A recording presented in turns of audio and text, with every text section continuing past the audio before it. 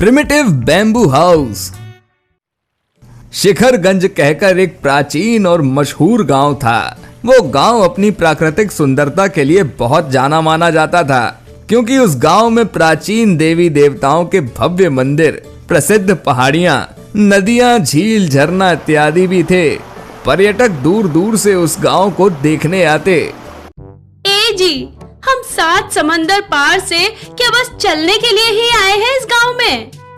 जरा सब्र रखो शीला, पास ही में एक बस्ती है, वहाँ रुक लेते हैं। शीला और राजेंद्र जा ही रहे होते हैं कि तभी उन्हें एक बूढ़े काका रोक लेते हैं। बच्चों, तुम दोनों इस गांव की सैर करने आए हो लगता है। हाँ काका।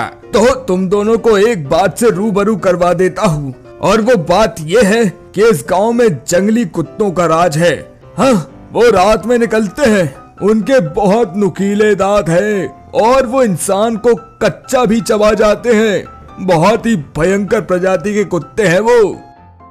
हाय दया, ये क्या बोल रहे हो काका? ये गांव तो इतनी सारी प्राकृतिक चीजों के लिए फेमस है। तो फिर यहाँ के लोग कैसे रहते हैं काका? उन्हें खौफ नहीं है क्या? खौफ तो हर किसी को है, लेकिन अब क्या करें बेटा, वो तो बंद दरवाजों में, ऊंची इमारतों वाले होटल में हर जगह आ जाते हैं। अब देखो ना, इंसान आसमान में जाकर रहेगा, वो तो नामुमकिन है ना। राजेंद्र और शीला एक होटल में कुछ देर रुकते हैं और राजेंद्र होटल रूम में बैठकर कुछ सोचता है। क्या हो गया जी? किस गहरी सोच में पड़ गए आप? शीला, मेरे पास एक धांसू आइडिया है। इस गांव की समस्या का समाधान निकल आएगा। हमारा एक बैम्बू सप्लाई का बिजनेस है और उन बैम्बू से ही इस गांव की सारी मुसीबत दूर हो जाएगी। चलो अपने गांव से बैम्बूज लाते हैं।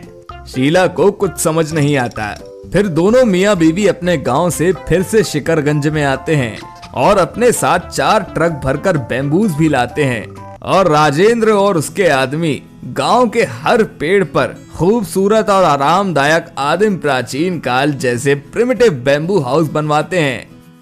अच्छा, तो अब समझी, ये चल रहा था आपके इस खुराफाती दिमाग में। हाँ शीला, अब कुत्ते पेड़ पर नहीं चढ़ सकते और ना ही उनके पास पंछियों की तरह पंख होते हैं। और हमने सारे प्रिमिटिव बैम्बू हाउस पेड़ की ऊंचाई पर बनाए हैं। अब मस्त ठंडी खुली हवा में लोग इसमें रह सकेंगे और वो जंगली कुत्ते बस दुम हिलाते हुए चले जाएंगे। इस बिजनेस से मैं इस गांव के लोगों से पैसे भी कमा सकता हूँ। और फिर क्या, गांव में रहने वाले लोगों को और बाहर से आने वाले पर्यटकों को राजेंद्र के प्रिमिटिव बैम्बू हाउस बड़े ही पसंद आते हैं और राजेंद्र अपना कारोबार शुरू करता है और खूब सारे पैसे भी कमाता है। लोग उसकी बहुत प्रशंसा करते हैं। वाह भाई वाह, इस तरह का घर तो एकदम लाजवाब है। पहले से ही ये गांव अपनी प्रकृति के लिए इतना प्रचलित है। अब इन प्रिमिटिव बैम्बू हाउसेस में तो प्रकृति के और भी मजे आ रहे हैं। अरे हाय हाय हाय हाय, क्या ठंडी और ताजी हवा है। एक भी मच्छर नहीं है, एकदम साफ और शुद्ध वातावरण। रात में जब वो काले जंगली कुत्ते आते तो सारे घर और बस्ती खाली देखकर वो उल्टे पांव वापस चले जाते।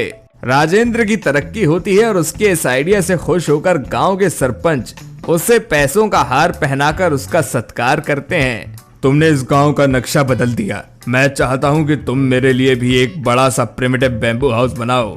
जी जरूर, क्यों नहीं, ये तो मेरे लिए बड़ी ही सौभाग्य की बात होगी। और इस तरह वो गांव अब प्रकृति कम लेकिन राजेंद्र के प्रिमिटिव बैम्बू हाउस के लिए काफी मशहूर हो जाता है।